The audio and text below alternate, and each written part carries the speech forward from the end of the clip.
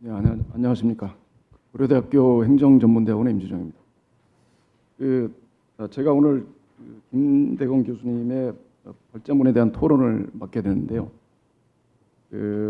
김대건 교수님께서 이제 행정 통제 관점에서 여기까지 우리나라에서 내부 통제나 외부 통제가 왜 실질적으로 효과적으로 작동하지 못했는지 이 비판을 하시고, 그다음에 그 대안으로서 국가 옴부즈만, 다시 말해서 이제 권익위원회의 어떤 역할의 확대 강화를 제시하셨습니다. 그래서 저도 이제 이 발제문을 읽으면서 여러 가지 이제 고민을 많이 하게 됐고요. 저는 이제 한 4가지 관점에서 제 소견을 말씀드리고자 합니다. 하나는 뭐냐면 강권적 국가기구에 대한 특수 옴부즈만의 확대 부분입니다.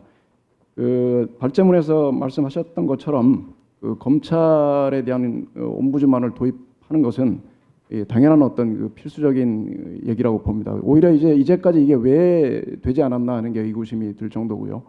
사실상 이제 검찰은 뭐 그동안 지속적으로 이제 언론에서도 그렇고 여론에서도 그렇고 계속 이 보면은 문제 제기가 되어 왔던 것이, 사실상 보면 특권 집단화된 가장 강력한 권력 기구로서 작동해 왔고요.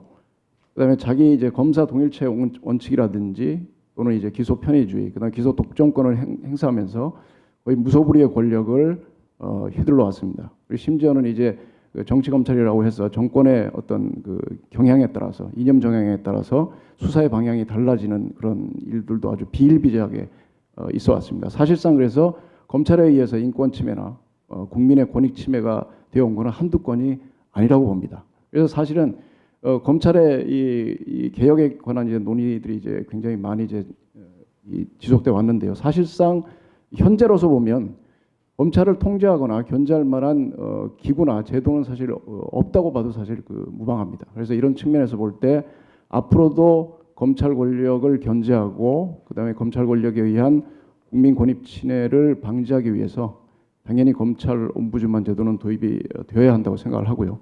이와 더불어서 조금 추가적으로 말씀드릴 것은 국정원에 관련된 얘기입니다.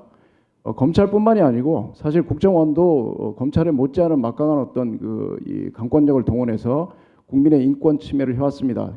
우리나라에서 이제 중앙정보부가 박정희 정권 때 신설된 이후로 지금까지 뭐 안전기획부라든지 국가정보원이라든지 이름이 바뀌었지만 사실은 첩보기능이라든지 이런 이 정보 기능을 수행하면서 수많은 어떤 국민의 어떤 인권 침해를 해왔던 것이 뭐 당연히 다 아시는 사실이고요. 그리고 이제 인권 침해를 하면서도 견제를 받지 못했던 것은 국가 기밀이라는 어떤 자기 어떤 조직을 갖다 보호하기 위한 어떤 보호막의 논리를 가지고 지속적으로 그런 이 부당한 행위를 자행해 왔던 것이 사실입니다. 그래서 최근에도 원세훈 전 원장에 의해서 저질러졌던 댓글 사건, 그다음에 올바른 어떤 행정 조치를 취했음에도 정권이 볼 때 정권의 어떤 이미지에 누가 되는 행위를 했다고 해서 환경부의 국장을 갖다가 압력을 가해서 스스로 사퇴하게 만들었던 사건, 이런 사건들은 전형적으로 국정원에 의해서 국민의 권익이 침해되었던 그런 사건의 어떤 전형을 보여준다고 할 수 있습니다. 그래서 저는 검찰 옴부즈만뿐만이 아니고 국정원에 대한 어떤 옴부즈만도 도입해야 될 필요가 있다고 생각합니다. 물론 이제 발제자께서는 현 정부에 들어서 이제 국정원의 기능을 이 국내 감찰이 아니라 해외 어떤 정보 기능 위주로 이제 재편하겠다고 이제 하셔서 이 논의에서 좀 하셨는데, 사실 이제 향후에 또 정권이 바뀌면 얼마든지 국정원은 국민을 모니터링하는 그런 기구로 다시 보면은 되돌아올 가능성이 굉장히 많습니다. 그래서 이거는 뭐 우리나라뿐만이 아니고 미국에서도 이제 최근에 스노든에 의해서 이 폭로가 됐듯이 미국의 국가안보국이 전 세계의 시민들의 어떤 스마트폰을 아주 조직적으로 도청을 하고, 그래서 인권과 시민의 어떤 프라이버시를 침해했던 이제 그런 부분이 있습니다. 그래서 검찰 못지않게 특히 보면 정보통신 기술이 급속하게 발달하는 이런 시대에서는 국정원의 부당 행위를 통제하고 견제할 수 있는 그런 국정원 옴부즈만도 도입돼야 된다는 걸 제가 말씀드리고 싶습니다. 다음 부분은 이 국가 옴부즈만의 이제 소속과 권한에 관한 문제입니다.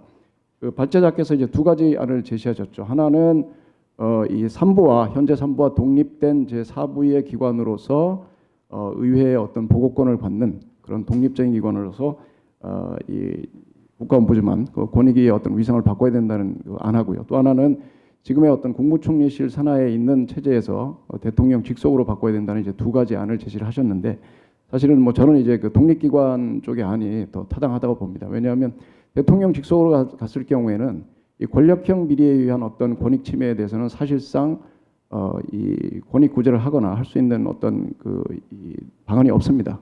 우리 최순실에 의한 어떤 국정농단 사태에서도 드러났듯이 문화체육계의 블랙리스트를 만들어 놓고 보면 압력을 가하고 부당하게 했던 그런 일들이 청와대 중심으로 해서 벌어졌습니다. 그런데 만약에 이 국민권익위가 청와대 밑으로 들어간다면 앞으로 또 그런 일이 벌어졌을 때 실질적으로 이 문제를 해결할 수 있는 방안은 없습니다. 그래서 저는 이 행정부 내에 있는 현재의 옴부즈만 시스템을 대폭 이제 수술을 해서 3부에 의해서 어느 부에 의해서도 통제받지 못하는 제4의 독립기관으로서 위상을 다시 만들어야 된다는데 전적으로 보면 이 의견을 갖다 제시를 하고 싶고요. 그 다음에 이와 더불어서 발제사께서 말씀하셨던 직권조사권이라든지 감사유구권, 그 다음에 이제 징계소추권 같은 것도 추가돼서 실질적으로 이 권익 구제에 관한 권한이 강화될 수 있도록 해야 된다고 생각합니다. 왜냐하면은 지금 경찰 옴부즈만이나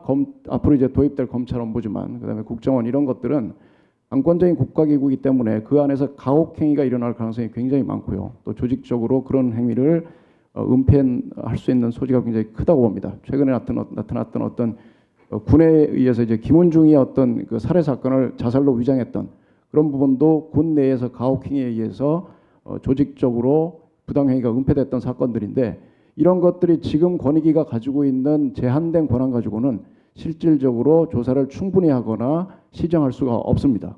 그래서 실질적인 어떤 옴부즈만 기능을 강화하기 위해서는 반드시 이런 권한의 확대가 필요하다고 말씀드리고 싶고요.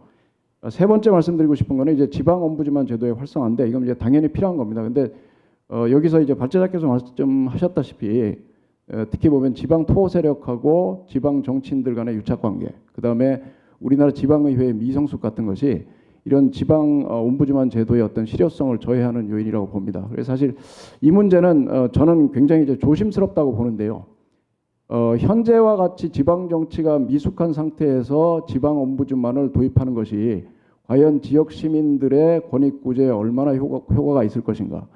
최근에 보면은 모 의원회에서 국민 내민 반원이라든지 의정비를 자체적으로 인상해 버린다든지 국가가 재난 상황에 빠져 있는데 외유를 다닌다든지 이런 것들이 지금 뭐 이번뿐만이 아니고 사실 그 전부터 계속 이 논의가 되어 왔던 상황이거든요. 그래서 우리나라 지역 의회의 수준은 뭐 국민들 입장에서 보면 굉장히 수준이 낮고, 심지어는 그게 왜 존재해야 되는지 정당성조차도 보면 나타나지 않는 이제 그런 상황이죠. 근데 이런 상황에서 지방 옴부즈만을 설치하는 것이 과연 얼마나 권익 구제의 타당성을 가질지, 이거에 대해서는 저는 좀 의문을 가지고 있습니다. 자, 마지막으로 이제 그 옴부즈만의 이제 조직 설계에 관한 얘기를 간단하게 말씀드리고 싶은데요. 발제자께서 말씀하신 옴부드만의 네트워크 구성, 박휘영하고 상호 연결형을 이제 혼합한 어떤 협력 네트워크가 구성돼야 된다고 말씀하셨는데요. 뭐 이 부분에 대해서는 전적으로 이제 저는 동의를 합니다. 근데 이제 이게 실질적으로 구현이 되기 위해서는 우리가 고민해야 될 사항들이 굉장히 많다고 봅니다. 예를 들어서 그럼 옴부즈만 네트워크의 어떤 위상은 뭐냐? 이게 공식적인 어떤 기구의 역할을 갖는 것이냐, 아니면 옴부즈만들끼리의 어떤 비공식적인 어떤 협의체의 어떤 역할을 가시는 것이냐.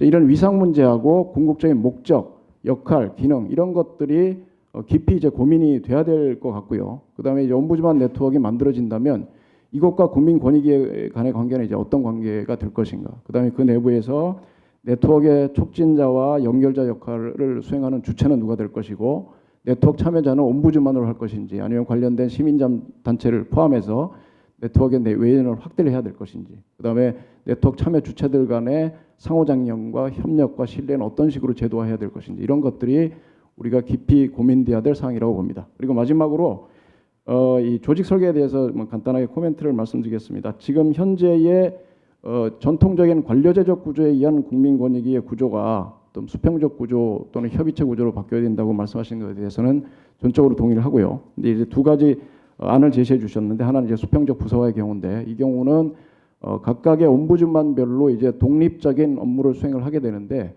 근데 이제 이 업무 수행을 하다 보면은 이제 협력을 해야 될 상황들이 굉장히 많이 발생이 되죠. 그래서 각각의 어떤 옴부즈만 팀들 간의 어떤 그 조정 메커니즘을 어떻게 제도화해야 될 것인가, 이 부분을 고민해야 될 필요가 있고요. 두 번째는 이제 매트릭스 구조 얘기를 하셨는데, 이거 굉장히 좀 그 쉽지 않은 얘기입니다. 왜냐하면 매트릭스 구조는 전형적으로 보면 한 명의 직원이 두 명의 상관을 가지게 되는 구조입니다. 그러니까 A라는 직원이 어떤 국실에, 기능적인 국실에 소속돼 있으면서 각각 특수 옴부즈만에 배속돼서 두 가지의 태스크를 동시에 수행하는 구조를 가지게 되어 있습니다. 그러면 이게 조직 설계에 있어서 명령 통일의 원리에 위배됩니다. 다시 말하면 A라는 팀에 있는 상관하고 B라는 실에 있는 상관이 동시에 보면은 다른 태스크를 갖다 부여를 했을 때 그거를 수행해야 되는 그 직원 입장에서는 굉장히 혼동과 역할 갈등을 많이 겪게 됩니다. 그게 이제 나중에 잘못하면 행정 비효율의 문제가 생기고 직원들의 스트레스가 이제 가중되고 해서 오히려 보면 조직이 잘못 운영될 수 있는 이제 그런 소지도 있는 거거든요. 그래서